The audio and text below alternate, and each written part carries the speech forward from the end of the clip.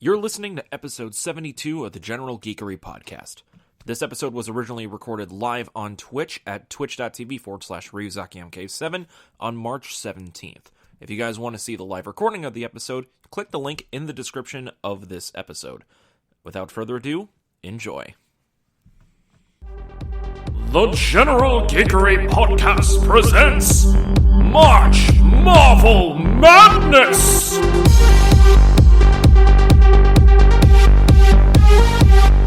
That was basically the intro. Oh. I literally just played it. So, welcome, ladies, gentlemen, all you wonderful people listening later on, as well as watching live for the first time here on my Twitch channel at RyuzakiMK7. What's going on? Thank you, guys, for watching. Once again, this is the General Geekery Podcast, the podcast where we geek out about all that we love to geek out about with no remorse, no regrets, and with all of the enthusiasm in the world. Indeed. Live for the first time. For the first time we're doing this, I'm actually so excited we finally get to do this. Woohoo! Right here on twitch.tv/RyuzakiMK7 for those watching live. Thank you so much for joining us. As always, I am Donald Kaczynski, your resident coffee ninja by day, actor, gamer, and streamer by night. And joining me, as always, she is the dice slinger extraordinaire, artiste magnificent. She is the one, the only Miss Hannah Kubiak. Hello. And Although I am not the one and only Hannah Kubiak. There is a Hannah Kubiak on the internet who sells bags made of canvas sails. She lives in Maine. how do you know that? Because I Googled myself and she came up. Well, I'll be damned. Love the card game one. Thank you, Maki. We appreciate it. And guys, for those that have not been aware, welcome to the third installment of Marvel March Madness. For the month of March 2021, we have been talking all about topics related to Marvel Comics. This month, we're primarily talking about the Marvel Cinematic Universe. If you guys haven't checked out our previous two episodes about that, episodes 69 and 70, talking about Marvel's Phase 1 and Phase 2, definitely go check those out if you guys haven't already. Great listens. Today, we are talking about possibly the hype train of the MCU, the hypest years ever. Phase 3. The hypest years. This was right around the time when MCU was releasing like 3 films a year. Yeah. It well, got pretty ridiculous. It got to that point. And we asked for it. We wanted all of it. And so if I'm not mistaken, I could be wrong, 11 films were released in Phase 3 from the start of it being Captain America Civil War in 2016 to the final part of Phase 3, Spider-Man Far From Home in 2019.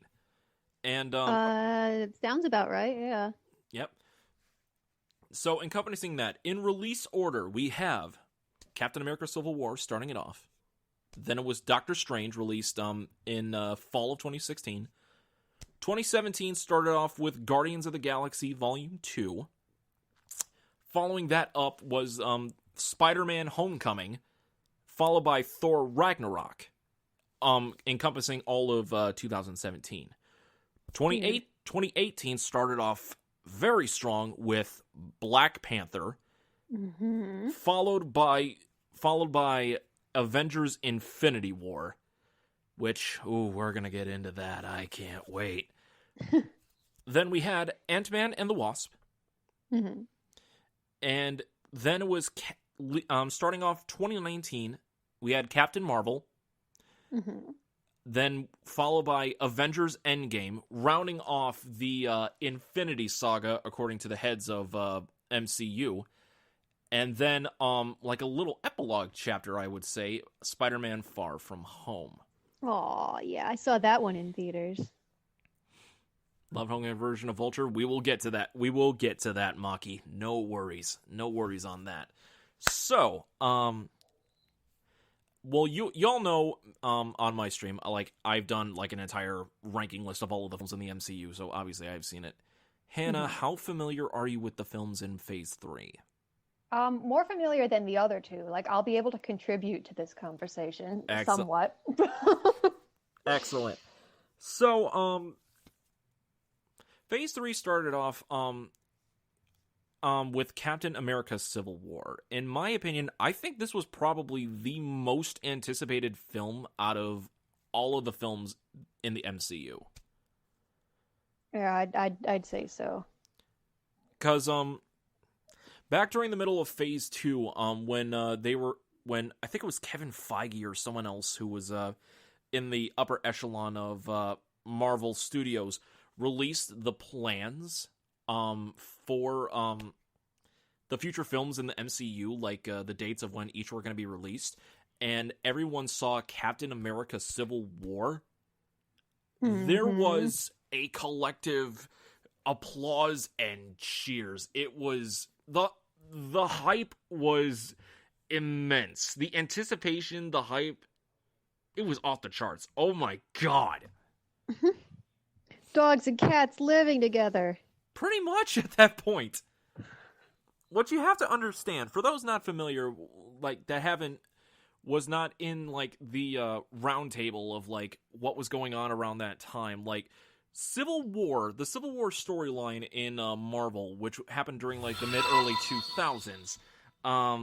Thank you, Slapstick Candy, for the follow on here. I appreciate that on my Twitch. I should probably turn down the notification thing for that, since we're going to be talking a lot about this. For those not familiar with how all this went, the Civil War is one of the most important storylines in Marvel. It changed up the status quo for the entire Marvel universe, not just like a single team or anything like that. Everything changed. Are you familiar with this storyline, Hannah, at all? Yeah, I saw it. I saw it a couple of years ago. Yeah, it was pretty good. Like, I hadn't seen very much at that time, so I was a little bit confused about who was who and why they were all fighting each other. But I had seen the other Captain America movies, so I wasn't that confused. Fair. So it's kind of like, oh, I get it. I remember. So in the original Civil War comics, which went totally different compared to how the original different how the movie formed. Basically, it fought over like the a superhero bill of like heroes. If to do like hero work, you have to basically reveal your identity and make yourself like known. And there were two sides, one led by Captain America and one led by Tony Stark's Iron Man. Mm-hmm. And part of that was actually reflected in the movie. Now, it was through different circumstances because you have to do the MCU different. Following all of the different battles, like prior to Civil War happening, such as the Battle for New York in the first Avengers movie, the fall of S.H.I.E.L.D. and Captain America and the Winter Soldier, the Sokovia battle in Age of Ultron. Basically, all of the United Nations have created a document called the Sokovia Accords. Oh, yeah. Okay. And to basically hold the Avengers accountable and to have them be the right hand of the United Nations to basically not be like their own independent force. Right. And again, the two different sides are opposing between Iron Man and Captain America. Captain America being the one against the signing of the Accords because he believes that the safest hands that they can trust is their own. Mm-hmm. Meanwhile, Tony Stark, who is feeling huge amount of accountability for what he has done in this entire ordeal in the past, wants to be held accountable for the actions that him and his team have done. So that's why he is doing it. it was right around in Phase 3 that you really got to see, like, the inner guilt of, like, Tony Stark really play out. Right. More so than in the previous phases. And it started with Civil War. Yeah. And then you had... But Civil War, rewatching it, it was kind of more important to tie up a lot of loose ends that were present in Phase 2. Yeah. Such as reuniting Cap and Bucky, Tony finding out the fate of how his parents actually died, and tying up like different plot elements that were still present from Phase 2 that were never really touched up upon, but at the same time moving forward and peer into the future of how Phase 3 would work. Right. Because we got introduced to two key players in Phase 3 through this. One was then Prince, now King T'Challa of Wakanda, who would become the Black Panther, played by the late Chadwick Boseman. It still hurts me to say that. Rest in peace, King. And then, surprising everyone, nobody thought we would actually be able to get him in the MCU. Tom Holland portraying Peter Parker, a.k.a. Spider-Man. Aw. The reaction videos of his reveal trailer alone that went viral was, oh my god, that's insane. Yeah. He's a cute kid. Oh, he is a great guy. I love him. Yep. So we've got that. And it was a tough thing with Spider-Man because even still, Spider-Man is not owned under contract by Marvel Studios. The character, I think in terms of filming, the rights to that are held by Sony Entertainment. Oh yeah, that's true because they did the Spider-Verse, right? More than that. They did do Into the Spider-Verse, but in the early 2000s, they did a trilogy of films with Spider-Man with Tobey Maguire playing... that was them. Okay. Yep, directed by Sam Raimi. And they tried to reboot the Spider-Man film series back in the early 2010s with The Amazing Spider-Man, and that really did not... With Andy Garfield. Yeah, they tried to do their own cinematic universe, Spider-Verse, with that, but that really did not go anywhere after Amazing Spider-Man 2 crashed and burned, regrettably. Yikes. So, yes, most regrettable. So a deal was done between Marvel and Sony in order to include Spider-Man in the Spider-Verse. So, you mean in the MCU? Yeah, MCU. That's what I meant to say. God dang it. That's why I'm here. Thank you, Hannah. And so, yeah, those were like the two biggest takeaways. Like the two of the bigger players, like moving forward for Marvel's future, would be Black Panther and Spider-Man. And also, Civil War was just a fun film. Like, I think when I ranked the MCU like a couple of months back, I think I put Civil War somewhere in the top 10, in my opinion. I remember it being really good too. Or I remember really enjoying it. Same. Yeah. Chat room, if you have any thoughts about any of the films, by all means, let us know in the comments. I will do my best to read them off as best as possible. And yes, I do agree, General Setsuban. Tom Holland did play Spider-Man very well. As we have seen throughout Phase 3. And Civil War ends with basically the falling out between Iron Man and Captain America, basically splitting the Avengers. Yeah. And this would have like a serious impact for like the future of Phase 3. Like this really set like the tone for like Phase 3. Like Marvel was not going to be pulling any punches. And this was kind of like the wake-up call to that. Yeah. Following that, we have Doctor Strange. Now, this was an interesting one. Because with Doctor Strange's powers and abilities, we basically got introduced to the concept of a multiverse. which... Oh, yeah, that's right. For those not familiar with the Marvel multiverse, oh my god, there's not enough time in the world for me to explain it. Like, there's so much to take in.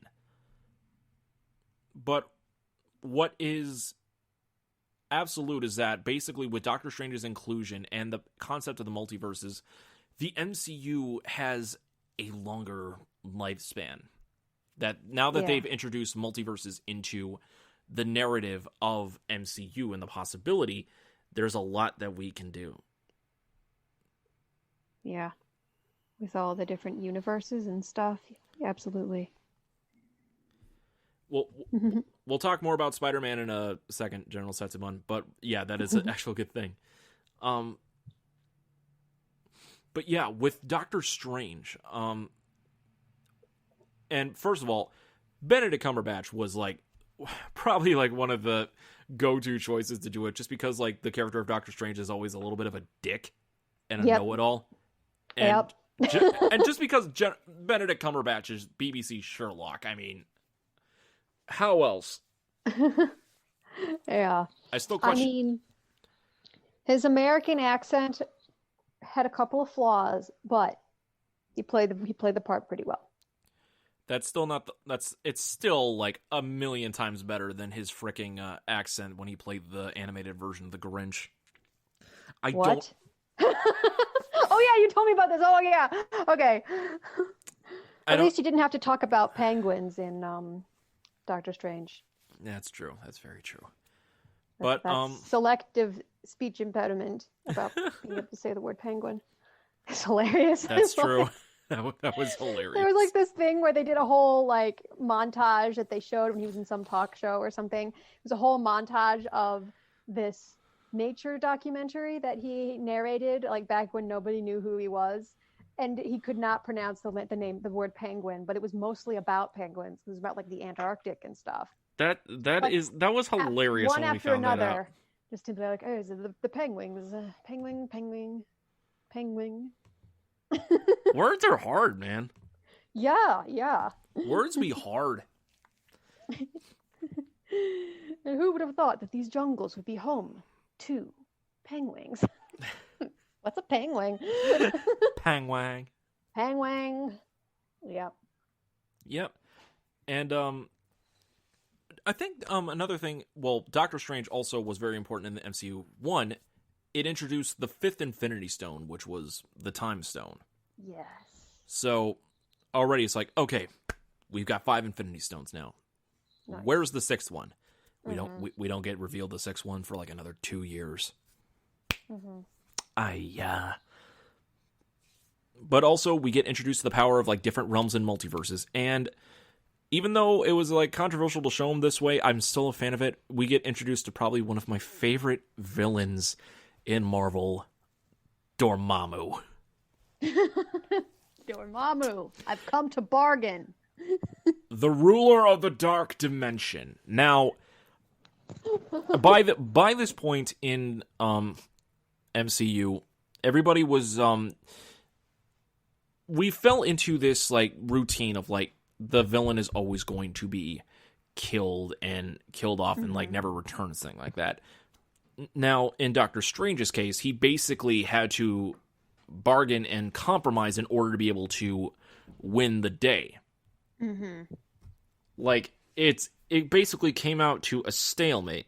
I come to bargain again. I've come to bargain. So with that opens the door for Dormammu to return. And knowing the multiverse and multi-realm thing, lore of Doctor Strange, there's a lot that he can that can be done with the character. And for those in the chat that know how Marvel works with Dormammu, Dormammu is so good. I don't know anything about it, so. Basically, think of Ghost Rider, but a goddamn emperor. Okay. I'm not familiar with Ghost Rider either. Okay, fair. But yeah, that set that up, and then we got the tease at the end that Doctor Strange was going to be playing a part in another future installment of the MCU prior to Avengers Thor Ragnarok. I could send you an electronic letter. Or an email. Do you have a computer? No, why would I need that? Yeah. Do you have a computer?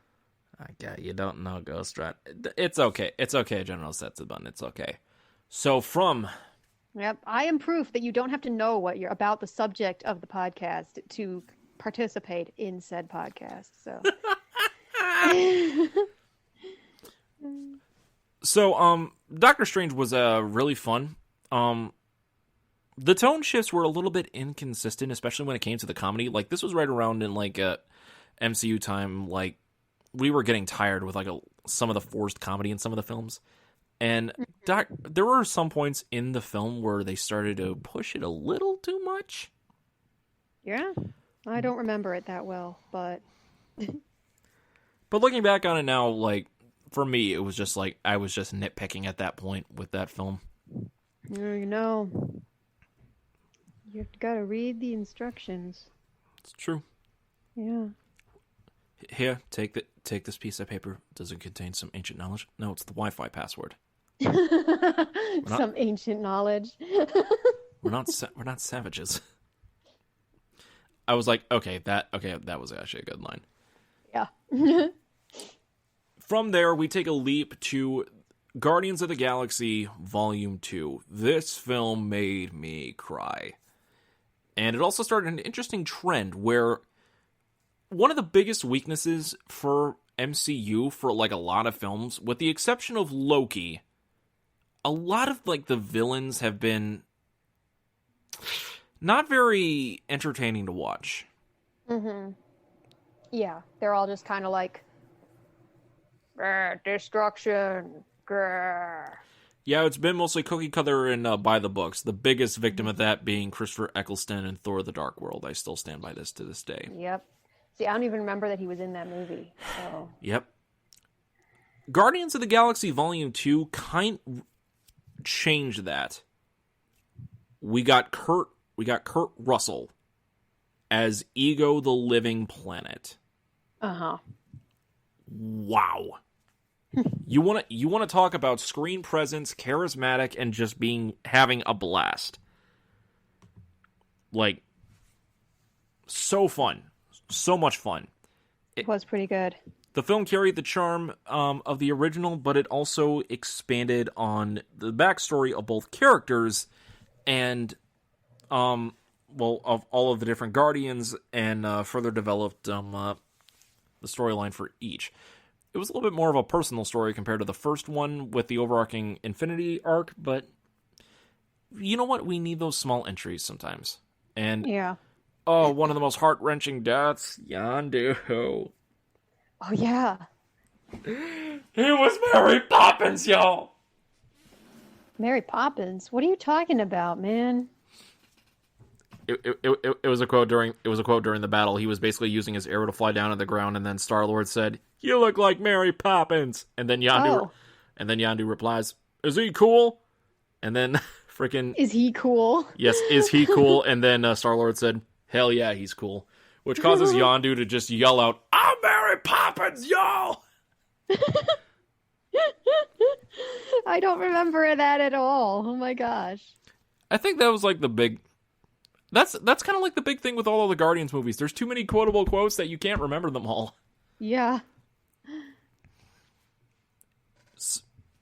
So yeah, Guardians 2, like, and I honestly like Guardians 2 a little bit more than Guardians 1, just because, like, how I love stories that touch on, like, the concept of, like, family outside of your blood relatives. Yep. Family don't end in blood. Yep. He may have been your father, but he wasn't your daddy. That line gets me every single time. And I still cry at the ending of that film. Mm-hmm. Oh, do you need the video of I'm Mary Poppins? No, we're good. No, we're good, Maki. We're fine. We don't need a video of Mary Poppins. And then we go from there to kind of a last-minute addition into things with the announcement of Spider-Man being included, but very much needed. Spider-Man Homecoming. Mm-hmm. The first solo Spider-Man outing in MCU. Now, this was a very tough one to do, because out of every single Marvel fan base, Spider-Man fans are the hardest to please. Yeah. It's weird. It's a, I don't know. Yeah, he's a very very beloved character, definitely. He's kind of similar to Batman and Superman in like DC. Like they're held on a pedestal as these icons of just these different aspects. Like with Peter Parker, like he's so innocent and representable and just so good-hearted. He represents like the best parts of like being human to an extent. Yeah. Which I do share, but there are some people that do take it too far. But that's neither here nor there when it comes to this particular film. So basically, you had to establish how Spider-Man would work in the MCU. One big problem with that is that out of every single hero in the MCU, Spider-Man has had the most overexposure in film. Mm-hmm. Like I said, before he went into the MCU, he had 5 different films across 2 different like film series. Yeah. So it's like, what do? You already did the Uncle Ben. You had the Uncle Ben moments like nailed down to death. Mm-hmm. So it's like, if you go back to it, everybody's just going to be like, oh my God, we're doing this again? Yeah. Probably one of the smartest things that MCU did was like they didn't show like the Uncle Ben death, if it even happened. Yeah. So probably the smartest thing is it's just like, okay, we understand, we get how the origin starts. Let's just get to the Spidey stuff. And we actually get to see how Spider-Man grows up. Like through high school and everything like that. And it's just a story about him wanting to prove himself after being personally scouted by Iron Man. Right, yeah. And it's just him like just trying to prove himself. Which and he gets overconfident in his abilities, which basically blows up in his face. And it's just like, yeah, this is a Spider-Man thing. Like, he's a kid. He's still growing up and learning all this stuff. So we needed a story like this to connect to this edition of Peter Parker. And of course, Tom Holland is a treasure to the entire world. Oh, yeah. Bless him. Bless this boy. The way him and Robert Downey Jr. worked off each other was... oh, it was so great. Yeah. And then... and like we said, like, he does a perfect Peter Parker and a perfect Spider-Man. Like, he's got the awkwardness of, like, the real-life Peter Parker, but it also comes through in, like, the wittiness and commentary, like, that Spider-Man is known for. Mm-hmm. Which is also an important aspect of the character, like, in all of his appearances. And it's just like, well done. Well done. You're doing good. You're gonna do good. Yeah. Aww. Any particular parts that stood out for you in Homecoming? Homecoming? I actually haven't seen Homecoming. Oh. I saw Far From Home, though. Okay, we'll get to that one when we get to that one. Okay, that's a good one. And of course, Homecoming... oh, Homecoming gives me, like, one of my favorite villain portrayals ever. Michael Keaton as Vulture. Vulture. He's one of Spider-Man's oldest rogues. Now, Now Michael Keaton is no slouch in the history of comic book films. I mean, he was the first live action Batman on film when during the Tim Burton films. Oh wow. Yeah. So he knows like how powerful comic book films can be. And he brought his A game, like, and it basically his transformation into like how he became the Vulture is tied into like the lore that the MCU was established. He was basically like a wrecking crew contractor that basically lost his entire business following the Battle of New York, because he was part of the cleanup crew until Tony Stark introduced one of his side projects in order to take care of all of the damages that the Avengers had left behind, basically forcing his company out of business. Yeah. And so he started using like some of the stolen alien tech that they got from the battle in order to sell on the black market. Wow.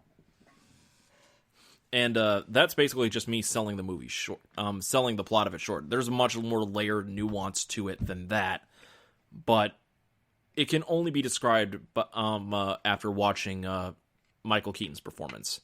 It's chilling. Absolutely chilling. Well, I look forward to seeing it. I'm sure you will enjoy it. And then from there we go to Thor Ragnarok. Oh my gosh. This is one of my favorites. A lot of people really like this film. Mm-hmm. Me, I do have some problems with it. All right. What are they? First off, let's talk about the film. Obviously, the third Thor film. Thor's had a rough history in the MCU. So how do you hit it out of the park? You make him let loose and be one of the funniest guys that can be, and create one of the most unique looking films out of everything in Phase 3, and just go balls to the walls with it. Yeah. The comedy in this film is off the charts. Also, really, Kind sir, do not cut my hair. Please do not cut my hair. And then the hair gets cut anyway. Yeah. Poor Thor. Poor Thor. I was fine with that, actually. Oh, the short hair is nice. Hemsworth pulls it out well. But yeah, it's a lot of fun film, and this film appears in a lot of top 10 lists for a lot of people. Not for me, though. No? This is just my thing. It's a great film. It is a great film. Like, I've calmed down a little bit on my stances on it from when I originally did my ranking video of it, because there was a time I loathed this film. Yeah. But as I've rewatched it, and I'm like, okay, I can calm down a little bit more. Like, it's not as bad. The biggest thing for me is that, like, just, it's a film called Thor Ragnarok. Ragnarok only takes, the entire event of Ragnarok takes place of, like, 1/3 of the film. Yeah. And a good majority of the film you were spent on the Hulk storyline. Oh yeah. Now he showed up. Yeah. So we finally found out what happened to Hulk after Age of Ultron, which was like, yes, good, great. A big thing that really bothered me, like when I saw it, was just like I'm not getting a connection between, like, the urgency of the situation that Thor is in after losing his dad, possibly the source of his power that he thought at that moment, and basically stands to lose, like, everything he holds dear. Right. And meanwhile, he's goofing around with Hulk. That's what I felt like at the time. But then again, that's just jaded Donald putting on his jaded glasses. His jaded colored glasses. So, what was your opinion on it, Hannah? Your honest opinion. Okay, I really enjoyed it. One of the things that about Marvel movies that I started to get a little bit sick of was they seem to be taking themselves a little bit too seriously. So like this one and Guardians of the Galaxy are kind of special to me because like I love a movie that like sometimes you just want to see a movie that knows it's a movie, you know? It's just kind of like what was it? Where they were like the wormhole that they needed to fly into. They called it like Satan's anus. Or something. We're going into the devil's anus. We're going into the devil's anus. Yes. And yeah, I guess that the sort of reaction that he had to like the events before that was a little bit flat, I guess. I think maybe I liked it better than you did because I didn't watch it in order with other things. Which is perfect. So I didn't really see the disconnect as well.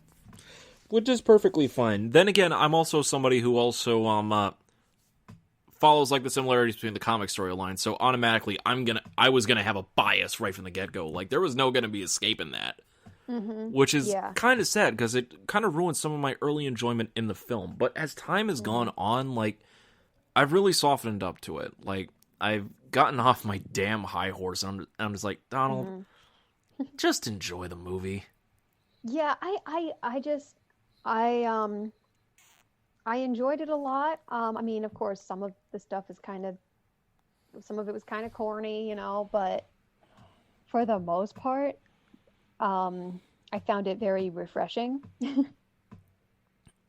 and that is perfectly okay. You know, because sometimes in your life you're in the mood to like you wanna watch something that makes you feel things, like right. Sometimes you're in the mood to watch Hacksaw Ridge, and sometimes you're in the mood to watch Parks and Rec because your life sucks right now and you can't handle Hacksaw Ridge. You know? Right. You know what? Hearing that, I can understand why you like this. Yeah. It was sort of like it's an escape more than right. So yeah. I totally get what you mean. Yeah. So thank you for sharing that, because that is actually that's an opinion that I not really heard, but I do appreciate hearing. Yeah, it's kind of like in well, I mean, I know in the next episode we're talking about WandaVision, but when she was like talking about the sitcoms or whatever, and they were like watching a sitcom together, and he's like, "Oh, is it funny because of the horrendous injury that this man has received?" And she says, "No, he hasn't. He's not really hurt." And he's like, "How do you know?" He's like, "No, it's not that kind of show." You know, it's kind of like that, where like you kind of just because of the tone that is set, you kind of know that nothing too terrible is going to happen. Right. Yes. Right. Like even when Ragnarok happens, you're kind of like, it'll be fine. I also love the little Easter egg I found in that movie. The person who plays Sturcher, the king of the giants, that basically is destined to kill Asgard. Yeah. That's Mr. Krabs. No, what? Yep, that is Clancy Brown, the voice of Mr. Krabs.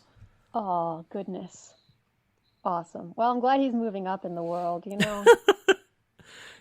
Yeah, from killing prisoners in Shawshank Redemption to running the Krusty Krab for how many decades, to doing lightsaber battles in Clone Wars, and now killing Asgard. Yeah. Well done. Oh, I also really enjoy that Kate Blanchett is in it. Oh, Kate Blanchett was a delight. I love it. Oh, she was great. Anytime she gets to be just devilishly evil, I'm like, oh god, yes, please, ham it up, Kate, please. In place of a Dark Lord, you would have a queen. All shall love me and despair. That's pretty much what happened in Ragnarok.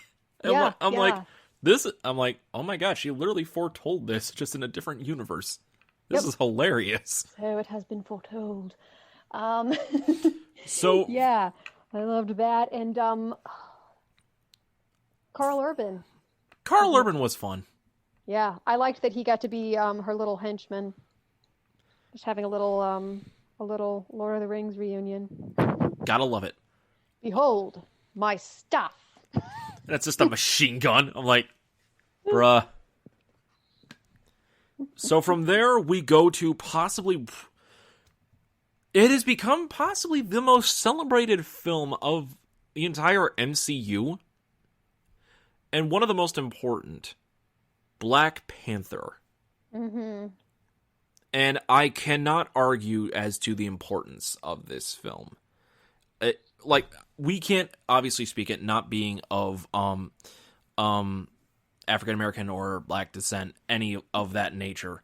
But the importance of like representation, especially by a predominantly Black cast, and rooted in so much just celebrating this culture that is somewhat rooted in reality, but also just establishing this entire civilization in the Marvel canon, taking the time for world building of this scale, and also it's a movie that's also steeped in like real life issues. Like, even though it is set in there, it brings up a lot of like real life issues that honestly not many films in the MCU really pushed the boundaries on before. Maybe with the exception of Winter Soldier. Maybe. But not to this extent. And I cannot think of a single bad moment in that film. It was pretty good. First of all, Michael B. Jordan as Killmonger. Why did that boy not get nominated for an award for that? That was one of the most down-to-earth villainous performances I have ever seen in a comic book film. It was something that was steeped in a personal message, but put in with so much truth that it was hypnotizing. Then, of course, we finally got Chadwick Boseman portraying Black Panther T'Challa, like, in a full film, and oh, it hurts watching it and knowing what we had and what we have lost. Because he was incredible. He allowed himself to be silly, but he carried himself with pride and the weight of like what this character represents, because he became king. Yeah. Oh man. And now with like, and a lot of people have like revisited this film like ever since Chadwick's passing last year, and and now we're all speculating like what's going to happen with the future, because this throws plans out of order, but second of all, like, we lost an amazing soul with Chadwick. So damn.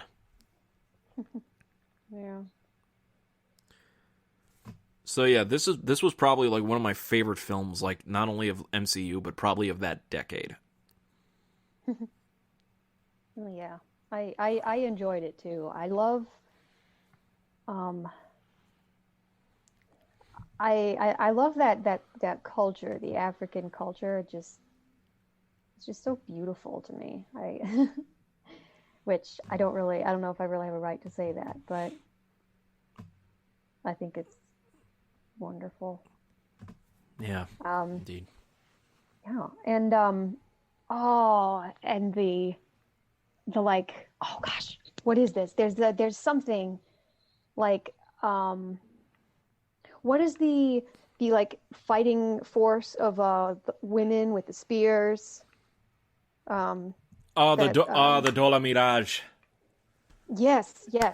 So, okay, first of all, Lupita Nyong'o, one of my favorites.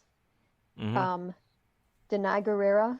Is that how you pronounce it? Mama Michonne! I love her! Okay, yeah, she is like my favorite in The Walking Dead. Same. I love her to death. And oh, so good to see her again in something because that was the only thing I'd seen with her in it was The Walking Dead. Um, okay. There is some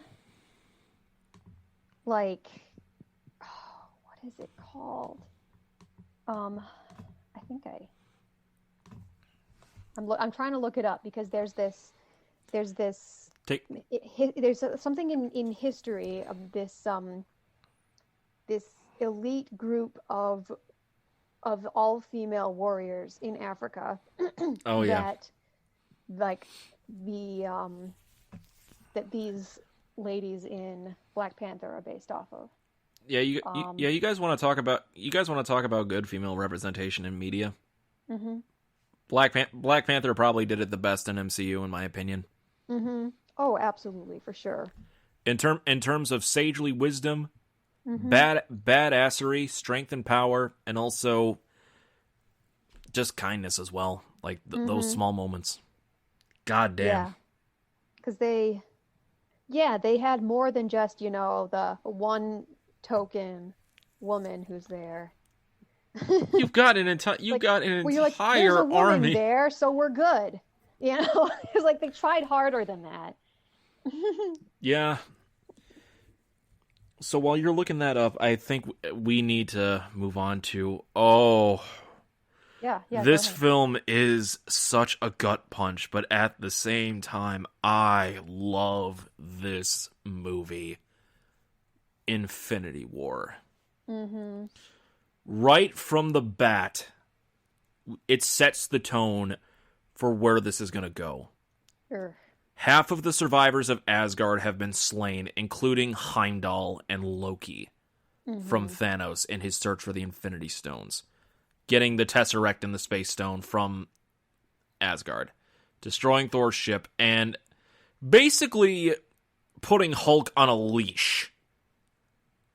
Like, I remember in my theater experience when I saw this in theaters, everybody was cheering when Hulk came in. I stayed completely silent because I'm like, this is going to end badly. And then as soon as Thanos started beating up and so many people were shocked, and I actually heard children starting to cry, I'm like, oh, this is going to be a fantastic film.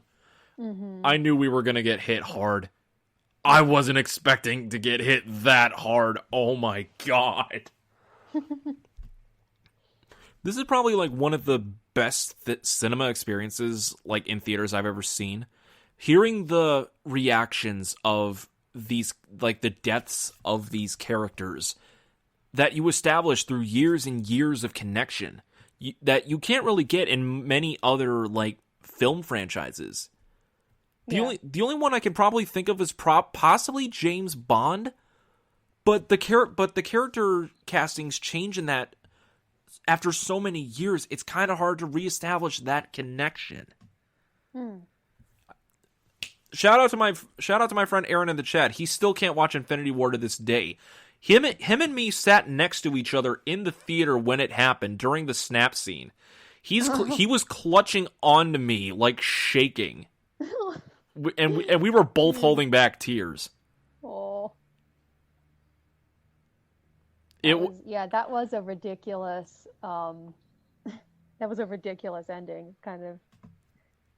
Topped off. Kind of how do you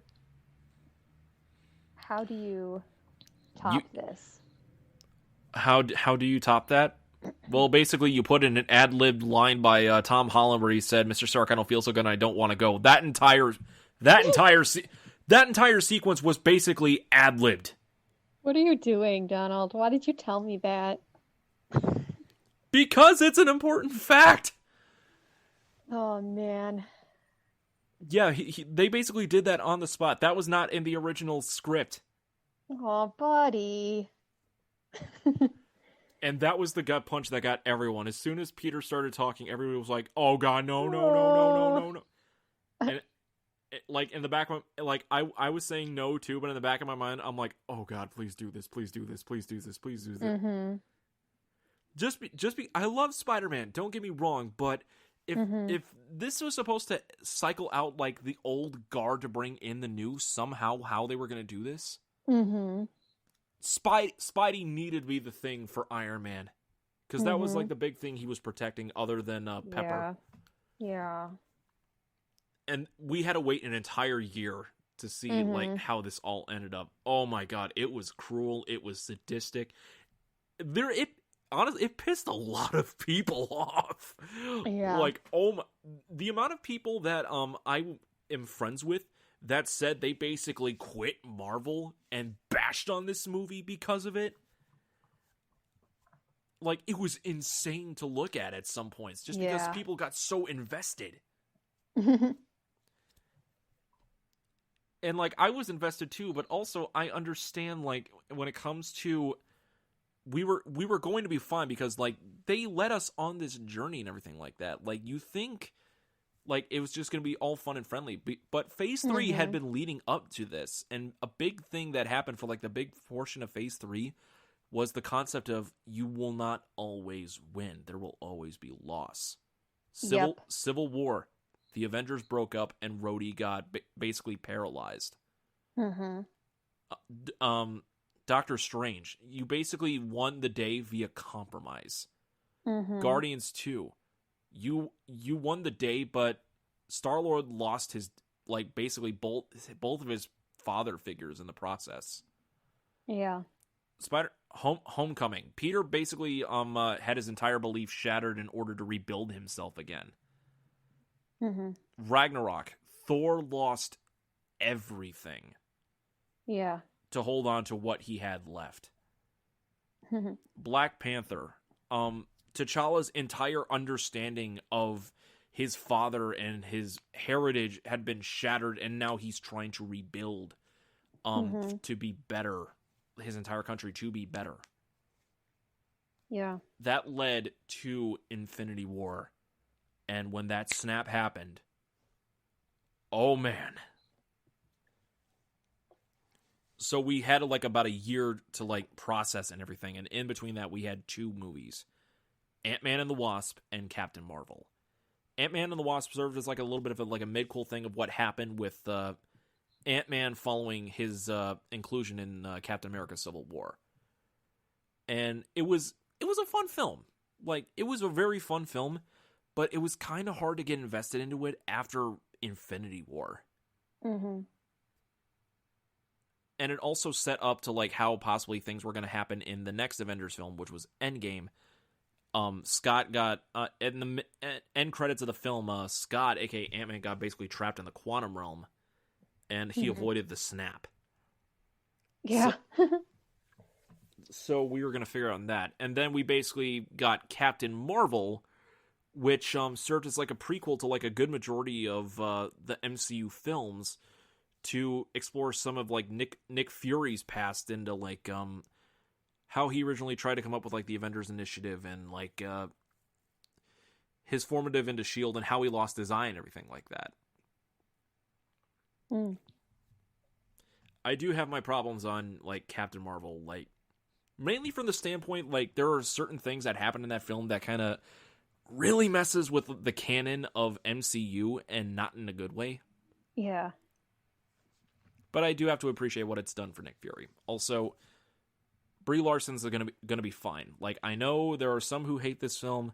I'm more forgiving of it. Did you see Captain Marvel? Yeah, I did. Yeah. What are your thoughts on it? Well, I think it made a little bit too much of being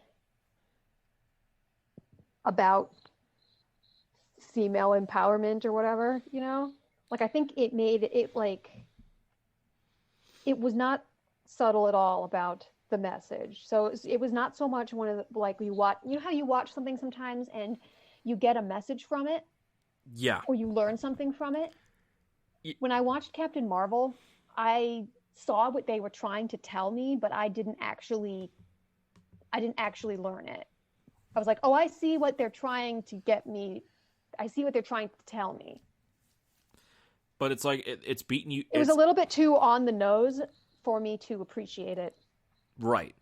Although I will say I do appreciate this film for introducing the race of the Skrulls, which is a very interesting race to include because they are also part of another superhero group that Marvel now has the rights to, which I'm excited for in Phase 4, that being the Fantastic Four. Oh yeah. So I was hyped because of that. I'm like, oh my god, they're bringing in the Skrulls. This is awesome. Cool. So like the future implications that can come from Captain Marvel are pretty limitless, especially with how like it impacted WandaVision. Yeah. But we'll get to that in the next episode. Yes. 2 months immediately following Captain Marvel's release, we got Avengers Endgame, which was the swan song for a lot of regulars in the MCU. Primarily 2 of the big 3, Robert Downey Jr. as Iron Man and Chris Evans as Captain America. And this was a big film. It's just like, how do you even do it? Like, a lot of people were speculating like things happening like this entire second battle against Thanos. They kill Thanos in like the first 10 minutes. Yep. That's how this film starts. Yep. They decapitate him like they should have. He went for the head, and it jumps to 5 years later. They let the reality set in of what had happened. 5 years of a entire reality where half of the population of the entire universe had been eradicated. Yep. And we see the aftermath of what happened, like 5 years after. Governments had fallen into disarray. Like, many places had just been practically abandoned. So many people lost so much. Especially when we see it in Hawkeye, when he lost his entire family. Oh, God. Yeah, that was horrible. Oh, you want to talk about a gut punch of a cold open. That one was rough. Yeah.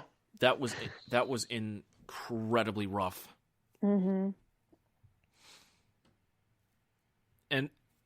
they eventually figure out how to be able to use time travel in order to bring back what they lost. Like, they can't undo it, but they just want to be able to bring back what they lost. But I think the important part was like showing like how much each character had changed. Tony basically found his peace, like, because him and Pepper had survived, and he now has a family. Love you, I love you, 3000. Getting choked up now because of that. And Captain America basically took on his friend Falcon's role of like being like part of like the head of like a survivors group, is where he found Falcon starting in Winter Soldier. Yeah. Banner basically figured out a way to control and work in unison with the Hulk. Oh yeah, that's right. Because they go and find me. He's like super chill. Yep. Indeed. And then, Thor's was the roughest. Because you basically have to laugh because it's uncomfortable. I was fine with it, actually. Yeah, it was fine with it, but like, if you really analyze like the undercurrent of all of that, because basically what you saw before him is like he finally let all of the depression throughout everything that has happened in the MCU to him, he just succumbed to it. Yeah. And in his interactions with like the OG Avengers, like you can see like how much like they care and they understand. And I saw that upon rewatch, and I'm like, Thor might just have one of the best character developments in MCU. Yeah. It was Phase 3 that really gave Thor his time to shine, in my opinion. Yeah. He sort of became a little bit more three-dimensional. I will say I do love his braided beard, though. That was glorious. Yeah. That was beautiful. Oh, man. I love that he was like just as awesome of a warrior as he was when he was just like totally ripped, you know? I enjoyed that. I also love that he transformed, that he didn't actually change back into like his original sleek way. He stayed fat just because like you just can't magic that away. I'm like, okay, good idea, dude. Yep. You can't just magic that away. And then you have the epic portal scene, Oh, gosh, which builds up every single thing still alive after everyone was brought back, and then the line that was cut off at the end of Avengers Age of Ultron, Captain America finally says the battle cry of the Avengers that had not been said out loud on film before. Mm-hmm. Avengers assemble. Mm-hmm. It's a small moment, but it's a moment that felt earned. Yeah. After a decade of filmmaking across over 20 films that have been made. Yeah. To lead up to that moment. It's an accomplishment that probably will not, that is almost impossible to be replicated again. But if it had to happen once, wow, what a ride. Yeah, that was good. And then of course in the aftermath of it, Tony was Iron Man sacrifices himself in order to stop the Thanos from the past that wanted to keep things the way that had happened. Yeah. That line got spoiled for me. I know, Aaron, I'm sorry. And Captain America basically went to the traveled back to the past to return the Infinity Stones to their proper timelines. In the process, he got his happy ending. Yeah, he finally got to be with Peggy. I was like, I was crying of happiness for that. I'm like, oh my god, he finally got it. Yeah. Oh man. Or spoiled them, and I unfollowed them for a year. That's fair. Because like you try to avoid spoilers for all that. Yeah. And then finally, after that, we had one film left in MCU Phase 3, which serves as kind of an epilogue to the Infinity Saga in general, but also an indicator of possibly what you can do in this new world. Spider-Man Far From Home. Oh, yeah, I liked this one. So did I. There was a lot of... Oh, it was...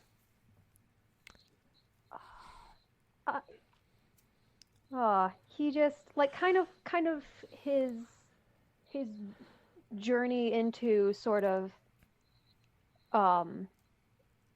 filling Tony's shoes a little bit. Yeah, like you know? Trying to live up to the expectations that were expected of him. Yeah, living up to his like carrying on the legacy. Mm-hmm. Like he's like the especially he's like the kid that was given the future of everything. You know what's actually a fun fact? There's actually a moment in Iron Man 2 in a battle where there's a little kid wearing an Iron Man mask standing up to a Iron Man like drone about to kill him, and then Iron Man saves him. Yeah. It's actually been confirmed by the lore of the studio that was actually a young Peter Parker. Aw. Yeah.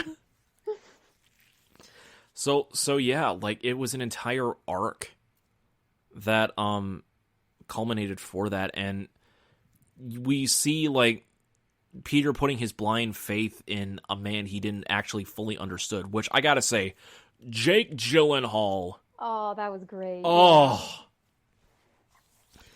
Like the number of visuals that were present in this film, like the entire Mysterio fight scene where like he's using his illusions to really mess with Spider-Man. Mm-hmm. Oh, that scene gives me chills. I love that scene. Peter Tingle. I'm still crying. I'm still crying of laughter that they called it that. It was so good. But I think the line that really defined that film was like, it had to be delivered by basically the godfather of the MCU, which was Happy Hogan, aka Jon Favreau, saying, "You're not Iron Man. You're never going to be Iron Man. Mm-hmm. Tony was my best friend, and nobody can live up to him. Not even Tony. He was a mess. He second-guessed everything he did, but the one thing he didn't second-guess was picking you." Aw. That was such like a powerful moment. Like, oh, like I love things that have like the theme of legacies and like passing down your legacy to somebody else, and like taking somebody who doesn't really have anything, like somebody who's lost a lot, and taking them under your wing and teaching them and telling them that they are somebody and they can be somebody. Just yep. I love it. And then with the end credits of the film possibly portraying like how the future of MCU is going to play out. Mm-hmm. One, we get a returning cameo into the MCU from another Spider-Man character from the original Sam Raimi trilogy, and I screamed like a 6-year-old girl in the theater when I saw him because I was transported back to when I was a kid. J.K. Simmons as J. Jonah Jameson. I cried. And it also portrayed how the future is going to be shaped up, because now Spider-Man's true identity has been revealed to the world. Yeah. So that throws... Yeah, how is that gonna... We don't know how that's gonna happen. And also, the Skrulls are more... the Skrulls that were introduced in Captain Marvel are now more intertwined with Earth relations than we thought, because they're working alongside Nick Fury. To what extent, we don't know. So there were a lot of like speculations as to what Phase 4 could bring about. Mm-hmm. But again, we don't know. Yeah. And that's how Phase 3 ended. I'm sorry if we missed a couple of details and everything like that, but for those that have not seen these films, we only did a basic rough draft, but these films are worth watching. The MCU has done so much in not just like storytelling, like in between films, but just character arcs and like material in general, that they are so worth watching. Even the ones that aren't as critically acclaimed as others. Mm-hmm. Just experiencing this roadmap, this odyssey, is definitely odd. Yeah, indeed. What was the Spider-Man Rogue Gallery called? Something Sinister Six. And they were teased in both Homecoming and... Well, they were teased at the end of Homecoming. But we'll see how that happens in the future. Yeah. And then... Oh, man. So much. I appreciate these films so much. And now we have to look towards the future to how Phase 4 is happening. Because now we're transitioning into not only different films, but also full-length series. Yeah. More on that next episode. And with that, I think we can wrap this episode up, don't you think? Yeah. Maybe take a 5-minute break or something. Yeah, indeed. Let's do our usual outro first, and then we'll take the 5-minute break for those watching live. For those listening later, and for those watching, thank you guys so much for listening to this episode of the General Geekery Podcast, all about MCU Phase 3 of March Marvel Madness. If you guys, and we have recorded this episode live on March 17th, 2021, on my Twitch channel on twitch.tv/ReZakMK7. Make sure to thanks, chat room. Sorry, I'm reading my chat. Thank you so much for listening, guys. If you guys like what you hear, make sure to follow us wherever podcasts can be found. We are on Spotify, we are on Spreaker, we are on Apple Podcasts, and if you guys don't have access to all of that stuff, you can check us out on my personal YouTube channel at Anime Rev Productions. That is Anime Rev Productions on YouTube. If you guys want to follow the podcast on social media, we are at General Geekery on Instagram and at Gen Geek Podcast on Facebook and Twitter. Also, if you guys like what we have been talking about here on the podcast and want to support us, we do have a Patreon at patreon.com/General Geekery. That is patreon.com/General Geekery. I will be posting the link into the chat right now for those watching live if you guys want to support us. Hannah, where can they check you out at?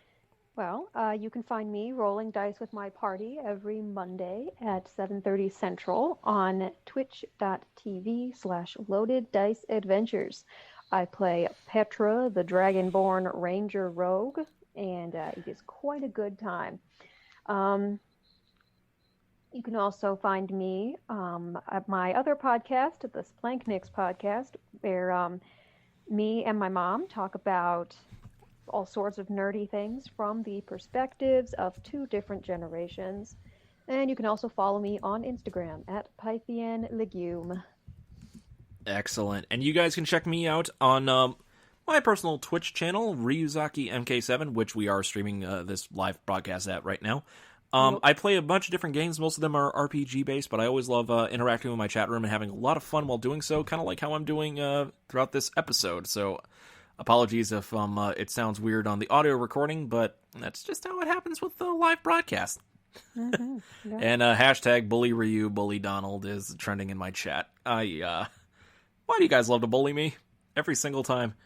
But if you want to check me out there, definitely do. I stream a couple of times, number of times a week, so definitely catch me out there if you want. And you can also follow me on social media at RyuzakiMK7 on Instagram and Twitter. Thank you guys so much for listening to episode 72 of the General Geekery podcast, all about MCU Phase 3. For Hannah Kubiak, I'm Donald Kaczynski. And until next time, guys, it's always keep your geek on. Always. Clink, clink. Clink, clink. I don't have anything to clink. Crap.